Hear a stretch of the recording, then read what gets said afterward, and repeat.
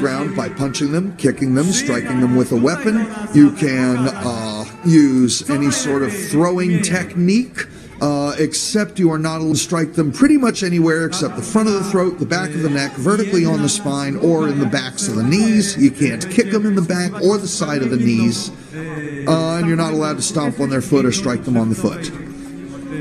You can use swords, shields, maces, axes, pole arms. In the IMCF, we don't use flailing weapons, mace and chain type stuff. There's just no way to make them safe. And certain designs of war hammers are not allowed, and war picks, because there's just no way to make them safe, because they're either already blunt or it doesn't matter if they're blunt.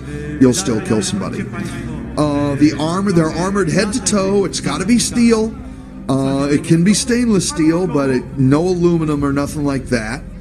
It's got to be from a medieval pattern, something you can find in a history book somewhere.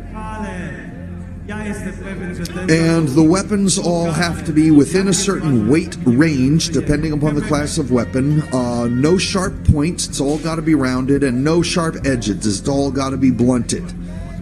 There is no rules of engagement. The rule of engagement is if you're in the field, you are engaged. So people will be hitting people from behind. Now we see the tactics into play. Both sides spread their line out. Oh, Denmark has been able to flank the outside, and he comes in from behind. You got to watch those flankers. You can't let them get behind you. And so now Denmark is jumping all over Quebec. That's Quebec in the blue and white. Denmark is jumping all over Quebec. Oh, it looks like he's lifting his helmet off, and a referee's going to do something about that.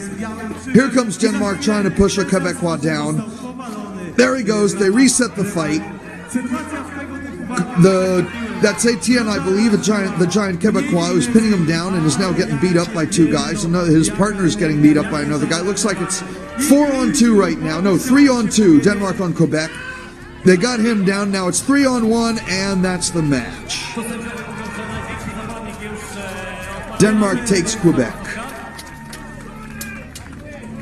That's a good victory, because Quebec is tough. I've fought against them several times, and they've been doing this tournament as long as the United States has. Longer, even. Oh, the rules about that fence there, you can lean up against it all you like. You're not allowed to wrap your arm around it, but you can wrap your elbow on it. Just you can't put your hand on it. You can't hook it, but you can lean on it.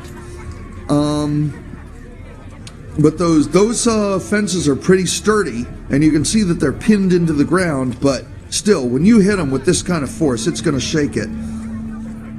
Look at that. And hitting someone from behind is really what you want to do. If you're going down, that Quebecois knew he was going down, and he took something big with it. That's the best thing you can do. That way, at least, it's an even trade, but Denmark still outnumbered Quebec.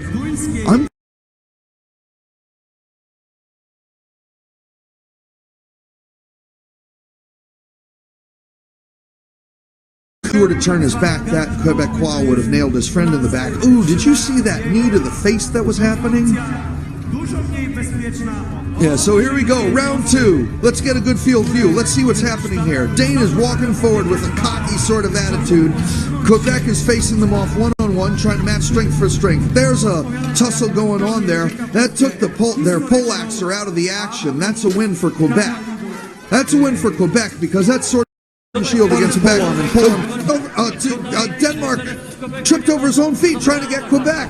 And there's that poleaxer still in that clinch against the fence. Those guys have taken each other out of the action while Denmark has 2-on-1 against Quebec. And they're swinging him around, knocked him down over a dead body. The two have been in clinch since the beginning, hit the ground, and Denmark wins. 2 men up to nothing. And that's 2 rounds. Denmark wins the match.